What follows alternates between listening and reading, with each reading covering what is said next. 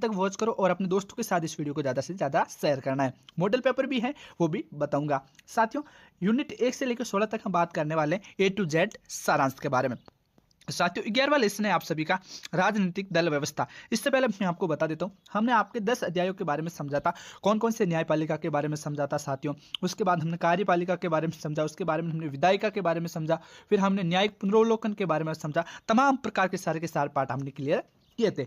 आपके यूनिट 11 होने वाला है जो है राजनीतिक दल व्यवस्था, जिसे हम कहते हैं पार्टी सिस्टम। इसका अर्थ क्या होता है? This is 1000% important.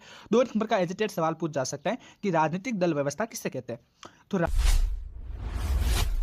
राजनीतिक दलों की संख्या, स्वरूप और आपसी संबंधों की व्यवस्था को दल व्यवस्था कहते हैं। किसे कहते हैं?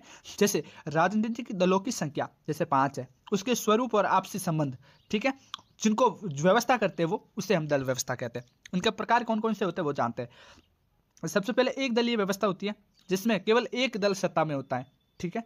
एक होती है 2 दलीय व्यवस्था, 2 प्रमुख दल, जैसे अमेरिका के अंदर प्रमुख है जो व्यवस्था के अंदर होते हैं, ठीक है, सत्ता के अंदर होते हैं। तीसरा होता है बहुदल व्यवस्था, जिसके अंदर अनेक दल होते हैं जो भारत के अंदर मौजूद है। एक दलीय का मतलब क्या होता है साथियों? एक ही पार्टी खड़ी होगी और वो जीतेगी। 2 दलीय मतलब 2 दल खड़े होते हैं अमेरिका के अंदर, जो पार्टी जीतेगी वो होगी। बहुदलीय मतलब अनेक सारे दल खड़े होते हैं, कोई भी खड़ा हो सकता है, जो जीतेगा वो जीतेगा। ये होती है राजनीतिक दल व्यवस्था, ठीक है। अब इसका महत्व क्या होता है साथियों वो जानते हैं और फिर जानेंगे हम निष्कर्ष, ठीक है। साथियों, इसका महत्व होता है जनता और सरकार के बीच की कड़ी, ठीक है। ये जनता है और ये सरकार है, इनके बीच का जो आपसी वार्तालाप होता है उसे हम कहते हैं, जिसका मुख्य महत्व होता है राजनीतिक दल का। दूसरा है लोकतंत्र की सक्रिय बनाती है, यानी लोकतंत्र को सक्रिय बनाती है ये राजनीतिक दल व्यवस्था, ठीक है। निष्कर्ष ये निकलता है भारत में बहुदलीय व्यवस्था सामाजिक विविधता को दर्शाती है। भारत में जो बहुदलीय व्यवस्था है वो समाज की विविधता को दर्शाती है, यानी बड़कपन को दर्शाती है। That's clear this lesson. और कोई डाउट? 30 से 40 पेज का हमने सिर्फ और सिर्फ 1 मिनट के अंदर जान लिया। दलीय व्यवस्था क्या होती है? अनेक सारे छोटे छोटे दलों के बीच की जो समन्वय होती है उसे हम राजनीतिक दल कहते हैं, जो सत्ता के अंदर आता है। राजनीतिक दल 3 प्रकार के होते हैं, एक दलीय, द्विदलीय और बहुदलीय। भारत का जो राजनीतिक दल व्यवस्था है वो बहुदलीय व्यवस्था है, ठीक है। That's clear. अब बात करते हैं अगले आपके लेसन की तरफ। अगला लेसन है साथियों आप सभी का राजनीतिक दबाव समूह क्या होता है। This is 1000% important question, this is 1000% important lesson. ये राजनीतिक दबाव समूह किसे कहते हैं? जिससे हमें कहते हैं प्रेशर ग्रुप, ठीक है। तो इसका अर्थ जानते हैं, वे संगठित समूह जो सरकार पर दबाव डालकर अपने हितों की पूर्ति चाहते हैं। That's clear. मतलब जो राजनीतिक दबाव समूह होते हैं वो सत्ता में जो सरकार होती है उस पर दबाव डालते हैं, ठीक है, और अपनी मांगे है जो पूरी करवाते हैं, ये इनका काम होता है।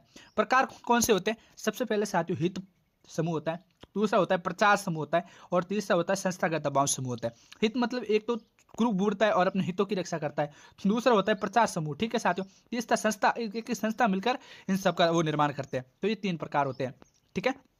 आगे बढ़े।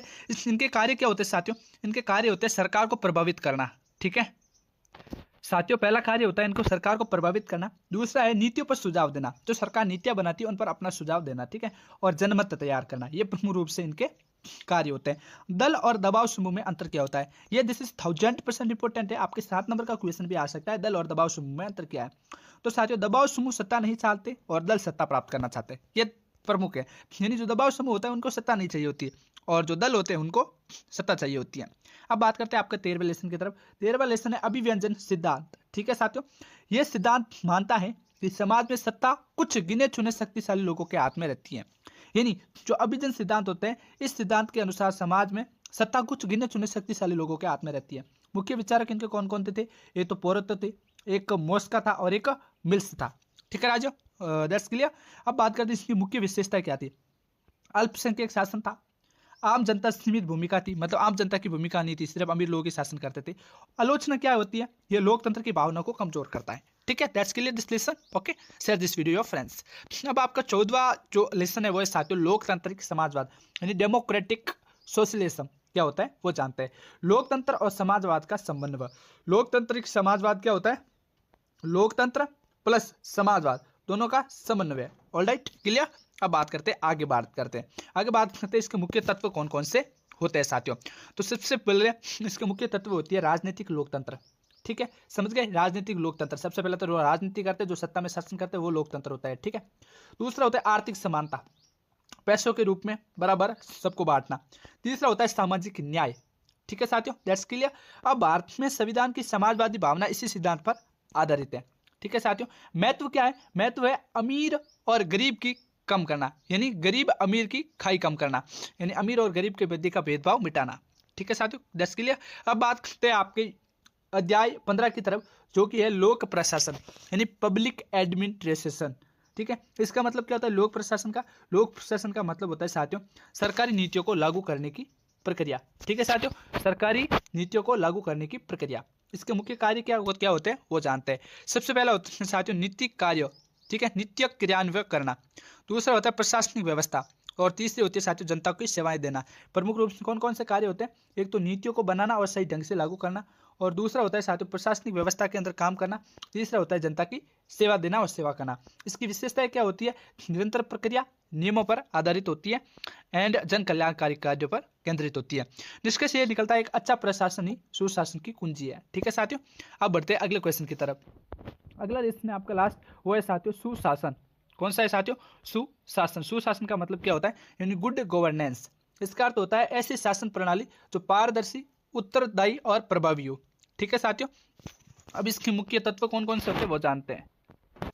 साथियों सुशासन के मुख्य तत्व कौन कौन से होते हैं? पहला होता है पारदर्शिता, दूसरा होता है जवाबदेही, यानी जनता जो सत्ता में सरकार है वो जनता के प्रति जवाबदेही हो। ठीक है साथियों, ये प्रमुख रहता है।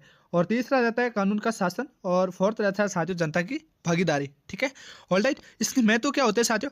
इसके महत्व होते हैं भ्रष्टाचार में कमी, और विकास की गति, और जनता का विश्वास बढ़ता है। ठीक है साथियों, ये इसके प्रमुख महत्व होते हैं सुशासन के। इस प्रकार साथियों हमने आपके 11 अध्याय से लेकर 16 अध्याय के बीच में अर्थ हमने संक्षेप में जाना।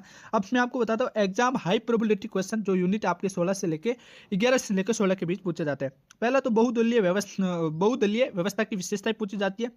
दूसरा साथियों दबाव समूह के बारे में पूछा जाता है, और विभाजन सिद्धांत की अभिजन्य सिद्धांत की व्याख्या पूछी जाती है, और लोकतांत्रिक समाजवाद पूछा जाता है, और लोक प्रशासन और सुशासन पूछा जाता है। यह प्रमुख रूप से आपके सवाल बनते हैं साथियों। अब आपको डिस्क्रिप्शन के अंदर साथियों लिंक मिल जाएगी, डिस्क्रिप्शन में अंदर आपको लिंक मिल जाएगी इस पीडीएफ की, जिसे एक पीडीएफ बराबर मेरे 12 महीने की मेहनत सिर्फ आप 1 घंटे के अंदर पढ़ सकते हो, और बाकी सोशल मीडिया पे फॉलो कर सकते हो साथियों। अभी एक्शन लो, डिस्क्रिप्शन के अंदर लिंक है, उस पीडीएफ के अंदर आपको टोटल 16 लेसन की समरी मिल जाएगी साथियों, प्लस आपको 3 फील मॉडल पेपर मिल जाएंगे, और उसके साथ आपको अल्ट्रा 24 घंटा मतलब फाइनल आपको 24 अल्ट्रा रिविजन क्या करना वो भी मिल जाएगा। टोटल 16 लेसन का सारांश लेके सब कुछ ये देख सकते हो। ये पीडीएफ आपके लिए महावरदान साबित होने वाला है। जो डिस्क्रिप्शन